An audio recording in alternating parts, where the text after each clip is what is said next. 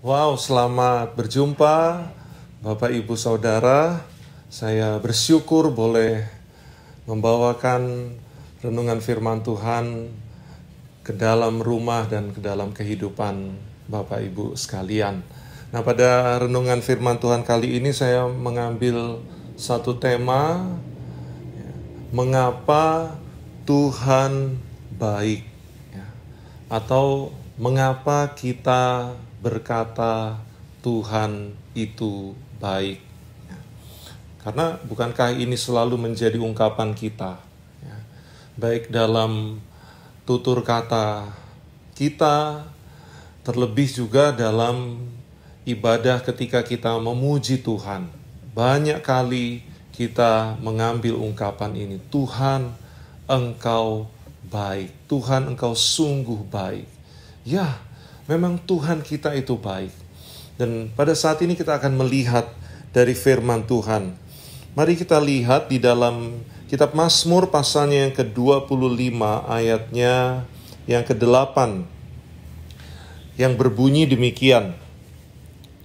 Tuhan itu baik dan benar, sebab itu Ia menunjukkan jalan kepada orang yang tersesat.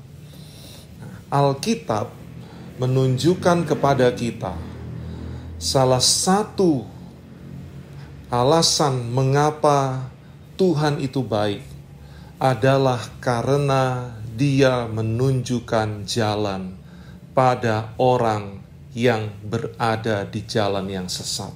Siapakah orang yang berada di jalan yang sesat? Orang yang berjalan di jalan yang sesat itu adalah berbicara tentang kehidupan Anda dan saya. Berapa kali kita dapati bahwa hidup kita dapati usaha kita dapati rencana kita dapati pekerjaan kita, itu ada di jalan yang sesat. Dan demikian firman Tuhan berkata, kita ini seperti domba yang tersesat. Nah, mengapa kita sering tersesat, Bapak Ibu? Mengapa ketika kita sudah merencanakan sesuatu dengan begitu baik, namun akhirnya ada hal-hal yang buruk terjadi? Yang paling mudah untuk kita pahami adalah karena kita hidup di dalam dunia. Dan dunia ini adalah area di mana iblis dapat menjangkau segala keadaan. Iblis dapat menjangkau dan menyatakan tipu muslihat atas kehidupan kita sekalian. Dan iblis sudah berpengalaman ribuan tahun untuk menipu kehidupan kita. Sekalipun kita adalah orang percaya, sekalipun Anda adalah orang aktivis, sekalipun Anda adalah seorang hamba Tuhan, tetapi iblis selalu berupaya untuk menipu kehidupan kita. Dan ketika kita tertipu, kita dapati, kita sadari bahwa hidup kita sedang berada bukan di jalan yang benar, tapi kita berada di jalan yang sesat, jalan yang salah, jalan yang buruk.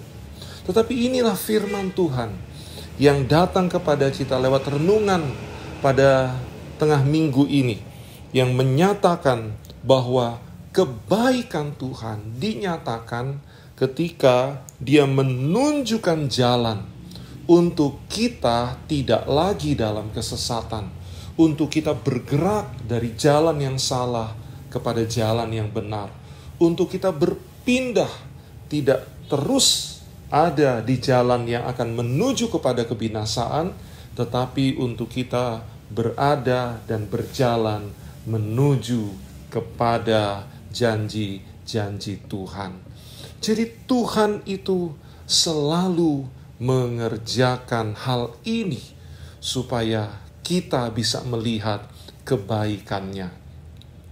Di dalam kitab Kejadian ada satu kisah yang menjadi inspirasi bagi kita, yaitu ketika Yusuf berjumpa dengan saudara-saudaranya yang notabene mereka pernah ingin membunuh Yusuf karena mereka begitu benci.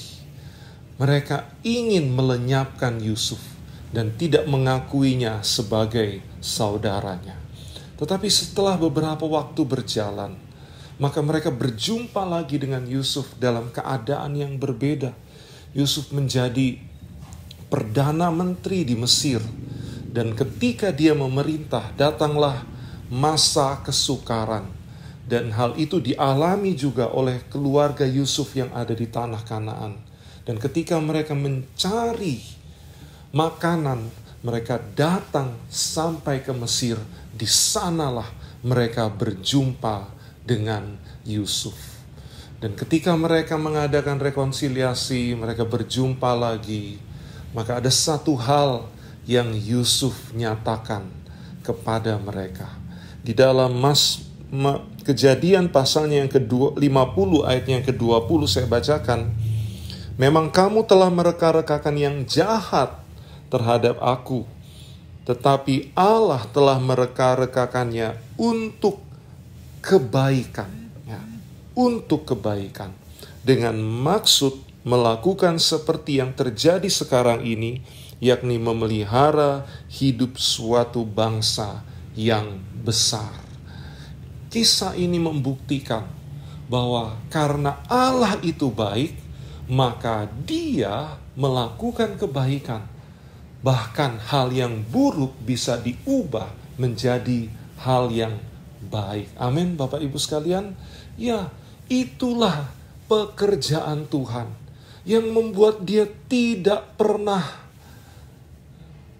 kehilangan saat dimana Dia mau menuntun saudara dan saya untuk kita kembali ke jalan yang benar, untuk kita meninggalkan segala hal yang buruk, untuk kita tidak terlena oleh situasi dunia yang ada di dalam jangkauan iblis ini, untuk kita mengerti bahwa ada jalan yang lebih baik dan jalan itu ada di dalam Tuhan. Dan ketika Dia menyediakan jalan itu, maka itu adalah saat di mana Dia akan mengubah hal yang buruk menjadi baik. Masa lalu yang buruk menjadi masa depan yang baik. Start yang buruk akan membawa kita kepada finish yang baik. Izinkanlah Tuhan terus bekerja di dalam kehidupanmu.